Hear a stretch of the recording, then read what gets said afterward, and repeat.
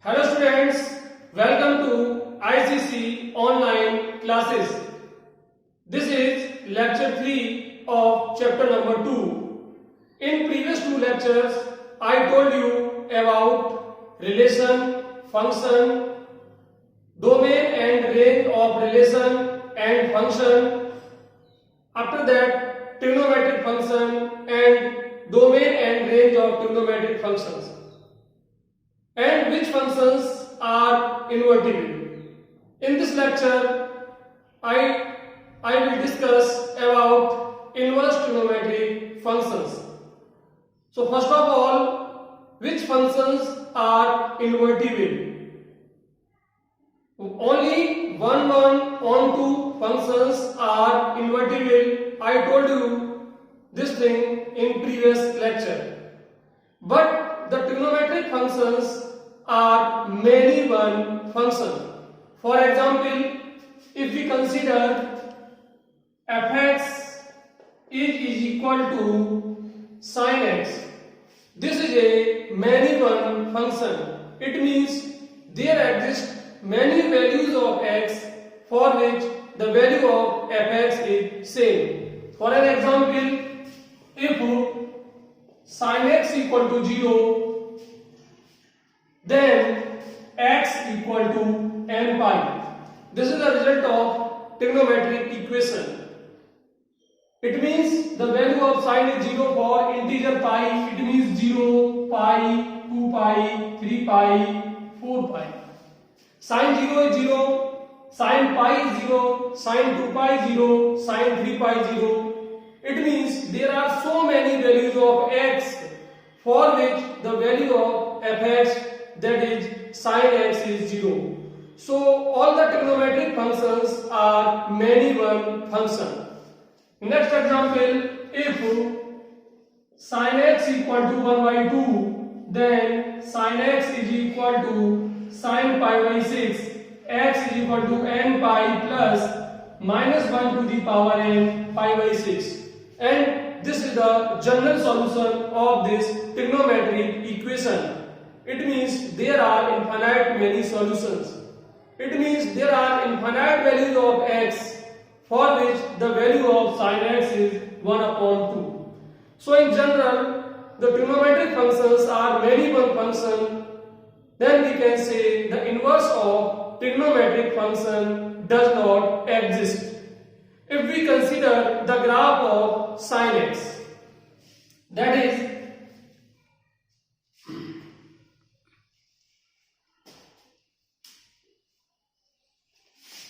the graph of sin x is of this shape. This is pi, 2 pi, 3 pi, 4 pi. It is minus pi, minus 2 pi. The range of sin x is from minus 1 to 1. It means the maximum value of sin x is plus 1 and the minimum value of sin x is minus 1. So this is plus 1 and this is minus 1. It is a many one function, and if you draw any line parallel to x-axis, if this line cuts the curve more than 2 points, then function is called many one function. If this line cuts the curve at single point, then the function is called one function. Suppose if you draw a line parallel to x-axis, then this line cuts the curve at many points. Therefore, this is a many one function. Another example, suppose we consider a function y is equal to x square. So this is a graph of parabola. It means this is the shape, and if you draw the line parallel to x-axis, then this line cuts the curve at 2 points. It means for two values of x, the value of y, that is fx, is same. For example, if you find f2, so f2 is 4 and f minus 2 is equal to minus 2 का square. This is 4.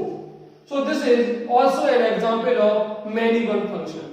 So in general, all the trigonometric functions are many one function and periodic function. All the trigonometric functions are periodic function. It means these function repeats their shape after certain interval. It means if you consider the sin x 0, pi, 2 pi, and after 2 pi the graph is same. It means it repeats its shape. Same as cos x, start 0, pi by 2, 3 pi and 2 pi. It means after 2 pi it also repeats its shape. So all the trigonometric functions are periodic function. Sin and cos are the periodic function with period 2 pi, while tan and cot are the functions with period pi. All the periodic functions are many one function. Therefore, their inverse does not exist. So in general, the inverse of trigonometric functions does not exist. Suppose this is the function of sin x and it is many one function, but suppose you consider the function from minus pi by 2 to pi by 2, and in this situation only from minus pi by 2 to pi by 2 it is a one function, and hence the inverse exists. So inverse of trigonometric functions are conditional. It means that in general inverse does not exist, but if you consider the function from minus pi by 2 to pi by 2, then inverse exists. If you consider from pi by 2 to 3 pi by 2, then inverse exists. These all are the branches in which the inverse of function exists, in which the branch minus pi by 2 to pi by 2 is called principal branch. Similarly, the inverse of cos x does not exist, but if you consider the function from 0 to pi, this is the principal branch, and in this branch this function is 1 on 2 function. Therefore, the inverse of this function exists. Now I discuss about the domain and range of trigonometric function.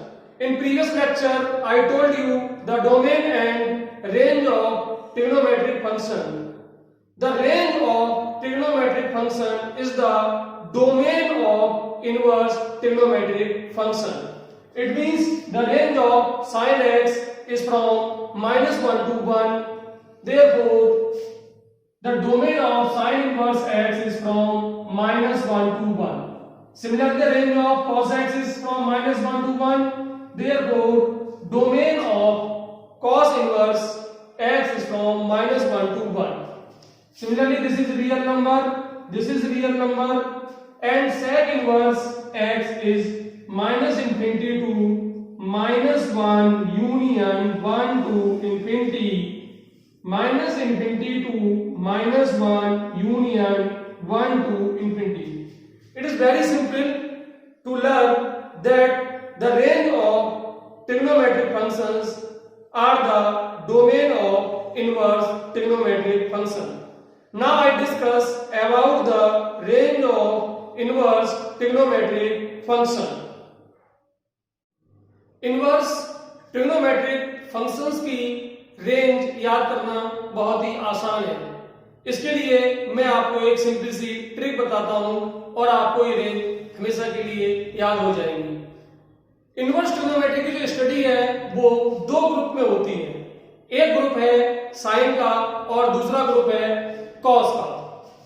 और sign के group के element हैं sign, ten और cosec,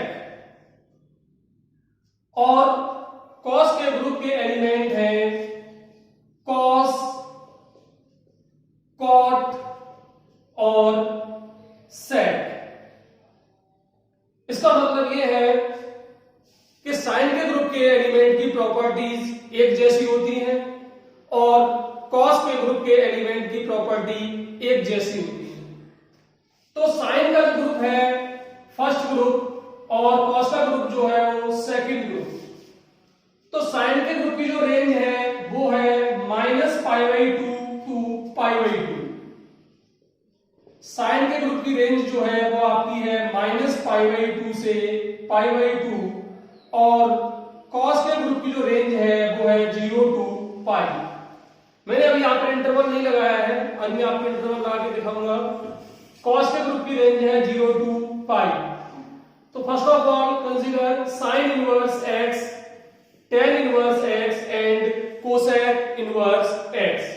This is from -π/2 to π/2, tan -π/2 to π/2, cosec -π/2 to π/2।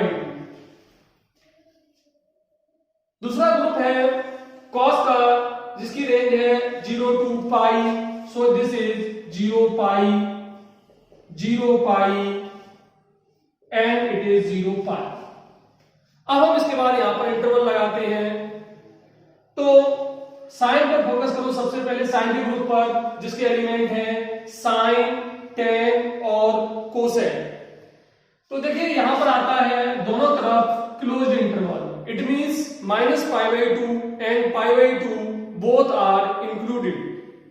But if you consider tan inverse x, as we know that tan inverse x is not defined, tan x is not defined at π/2, it means -π/2 and π/2 are not included in the range of tan inverse x, so this is the open interval। If you consider cosec inverse x, suppose if you consider the angle 0, so sin 0 is 0 and cosec 0 equal to 1/0, so it is not defined। Therefore the range of cosec inverse x is all the values from -π/2 to π/2 except 0। Similarly, if you consider cos inverse x, so range of cos inverse x is from 0 to π in closed interval। But if you consider cot inverse x, so cot is not defined, cot x is not defined at 0 and π। cot 0 means cos 0 upon sin 0 और sin 0 का मतलब है 0। तो आप किसी चीज को 0 से डिवाइड नहीं कर सकते, इसलिए cot 0 डिफाइंड नहीं है, cot π भी डिफाइंड नहीं है, इसलिए यहां पर आने वाला है ओपन इंटरवल। अगर आप sec की बात करते हैं तो sec is defined as 1/cos और जो cos होता है वो π/2 पर 0 हो जाता है इस रेंज के अंदर। वैसे तो बहुत सारी जगह 0 होता है लेकिन इस रेंज में π/2 पर 0 होता है, तो जो रेंज होगी वो 0 से π accept π/2। So it is very simple to learn the range of inverse trigonometric function। There are two groups, one is the group of sine and another is the group of cos। आपको inverse trigonometry के domain और range बहुत अच्छी तरीके से याद होने चाहिए, क्योंकि आगे आने वाले क्वेश्चन में इन डोमेन और रेंज की बहुत ज्यादा जरूरत पड़ने वाली है। यहां पर इनवर्स ट्रिग्नोमेट्री के दोनों ग्रुप लिखे हुए हैं। साइन का ग्रुप है जिसके एलिमेंट है साइन, tan, कोसेक और जिसकी जो रेंज है वो -π/2 से π/2 है। और दूसरा ग्रुप है कॉस, कॉट और सेक और जिसकी जो रेंज है वो 0 टू π। यहां पर हमने इस सिस्टम बनाकर दिखाया है। This angle is 0, this is 90 degree, that is π/2, it is 180 degree, that is π, 270 degree, that is 3π/2 और कंप्लीट एंगल 2π। एंगल जो होते हैं वो दो तरह के होते हैं, positive angles, anti clockwise angles. All the anti clockwise angles are positive, but if you move in clockwise direction then angle is negative। For example, if you move in this way, so this is plus pi by 2, and if you move in this way, so this angle is minus pi by 2.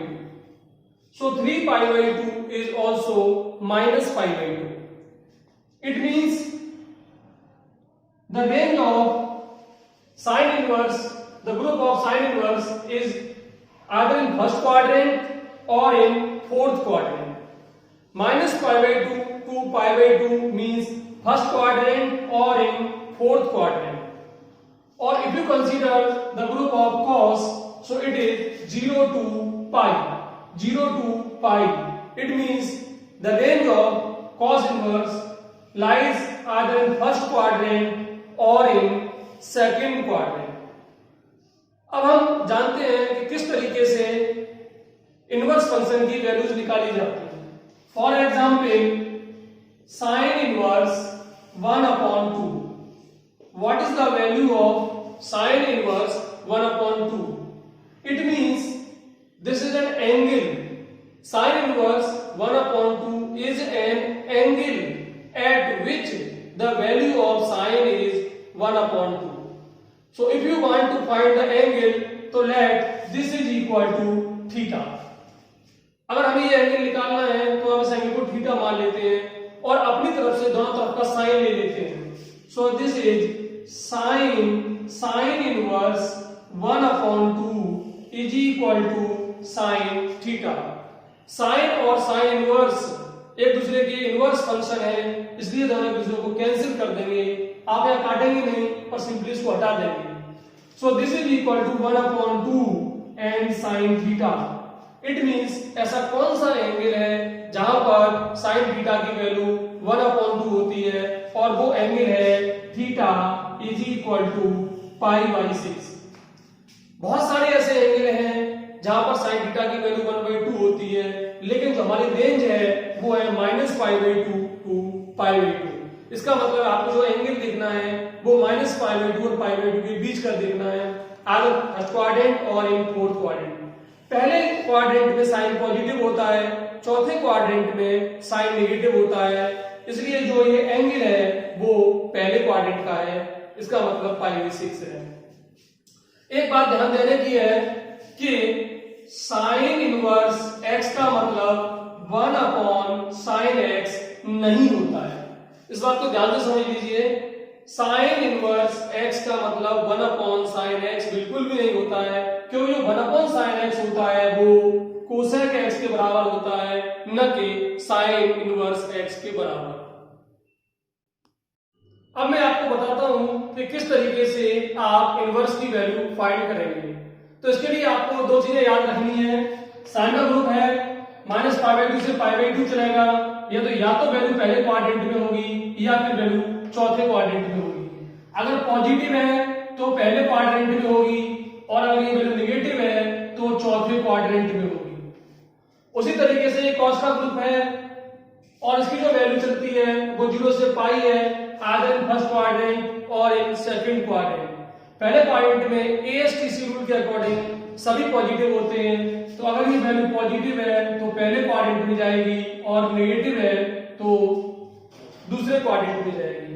मैं आपको कुछ angle निकाल के दिखाता हूं, बहुत आसान है. जैसे मैंने आपको प्रीवियस एग्जांपल दिया ठीक उसी तरीके से.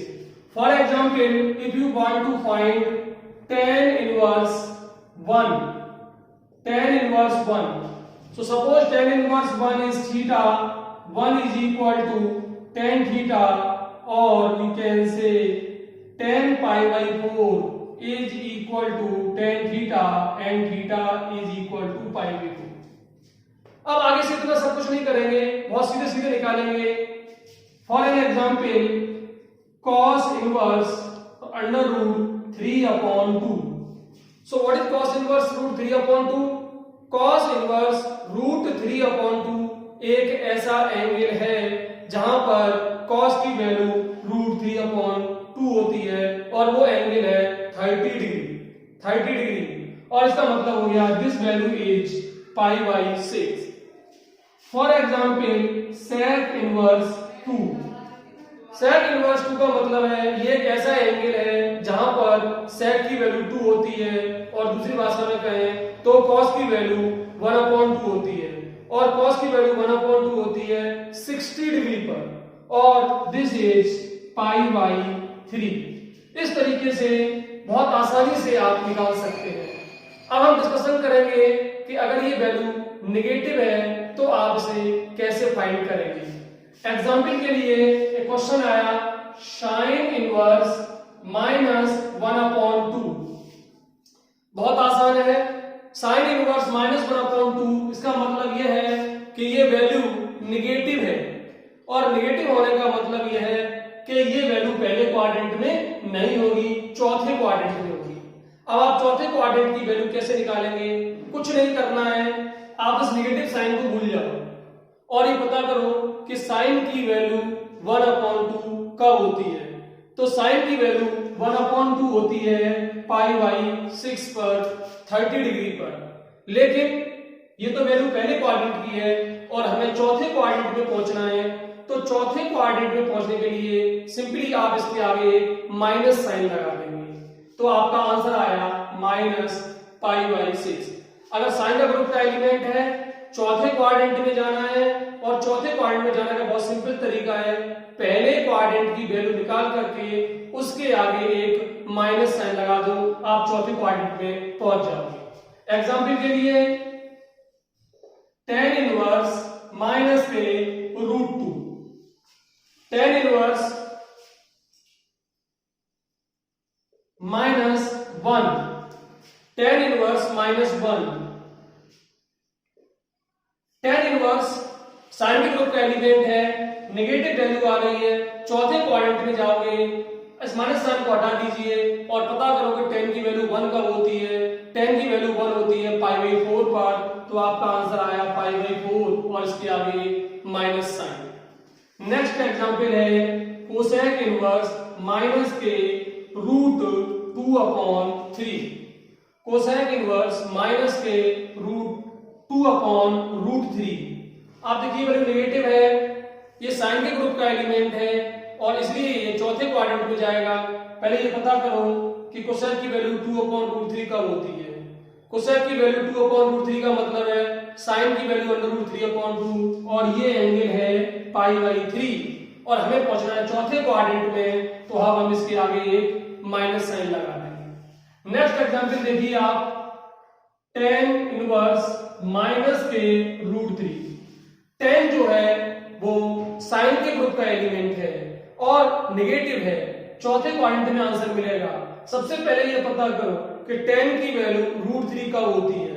तो tan की वैल्यू √3 होती है 60 डिग्री पर, इसका मतलब है π/3 और आप इसके आगे माइनस साइन लगा देंगे और बहुत ही आसानी से आप ये वैल्यूज निकाल सकते हैं। अब हम ये पता करते हैं कि अगर एलिमेंट कॉस के ग्रुप का है और नेगेटिव है तो वैल्यू कैसे फाइंड करेंगे। For example cos inverse -√3/2। cos का ग्रुप है, वैल्यू नेगेटिव है, इसका मतलब ये है कि cos नेगेटिव होता है दूसरे क्वाड्रेंट में। आपको दूसरे क्वाड्रेंट में जाना है, तो दूसरे क्वाड्रेंट में जाने के लिए आप इस माइनस साइन को हटा दो और ये पता करो कि cos की वैल्यू √3/2 कब होती है। तो cos की वैल्यू √3/2 होती है π/6 पर 30 डिग्री पर, तो आप यहाँ पे लिखेंगे दिस इज π/6। लेकिन दूसरे क्वाड्रेंट में जाने का तरीका है π-, जो भी वैल्यू आई है उसको पाई में से सब्ट्रैक्ट कर दीजिए। दूसरे क्वाड्रेंट में जाने का तरीका है π-, इसका मतलब आंसर होगा π- और आपका आंसर हो जाएगा 5π/6। नेक्स्ट एग्जांपल है cot इनवर्स -1। cot इनवर्स -1 का मतलब है cos के ग्रुप का एलिमेंट है, नेगेटिव है, दूसरे क्वाड्रेंट में पहुंचना है। तो पहले आप पता करोगे कि cot की वैल्यू 1 कब होती है। तो cot की वैल्यू 1 होती है π/4 पर और आपका आंसर हो गया π-, क्योंकि हमें दूसरे क्वाड्रेंट में जाना है और दूसरे क्वाड्रेंट का जाने का तरीका है π-, तो आपका आंसर आ गया 3π/4। अगला है sec इनवर्स -√2। sec cos के ग्रुप का एलिमेंट है और वैल्यू दूसरे क्वाड्रेंट में मिलेगी क्योंकि ये नेगेटिव है। पहले इस माइनस साइन को भूल जाओ तो पता करो कि sec की वैल्यू √2 कब होती है। sec की वैल्यू √2 होने का मतलब है cos की वैल्यू 1/√2 और वो एंगल है पाई बाई 4। तो this angle is pi by 4, लेकिन ये वैल्यू नेगेटिव है तो हमें दूसरे क्वाड्रेंट में जाना पड़ेगा। तो आप करेंगे पाई माइनस 3 पाई बाई 4 और you get 3 pi by 4। And next is cos inverse minus 1/2। cos के ग्रुप का एलिमेंट है, नेगेटिव है, दूसरे क्वाड्रेंट में जाना है। cos की वैल्यू 1/2 कब होती है? cos की वैल्यू 1/2 होती है 60 डिग्री पर पाई बाई 3। क्योंकि ये नेगेटिव है तो आपको दूसरे क्वाड्रेंट में जाना पड़ेगा। पाई में से आप इसे सबट्रैक्ट कर देंगे और now it become 2 pi by 3। अगर आप लोगों को इतनी थ्योरी समझ में आ गई है तो इसके अकॉर्डिंग आपको एनसीईआरटी की पहली एक्सरसाइज कंप्लीट हो जाएगी। अगर आप लोगों को लगता है कि आप लोगों को कुछ भी समझ में आ रहा है, आप सीख पा रहे हैं, तो आप इस वीडियो को ज्यादा से ज्यादा लोगों में शेयर करें ताकि और स्टूडेंट्स को भी सीखने को मिले।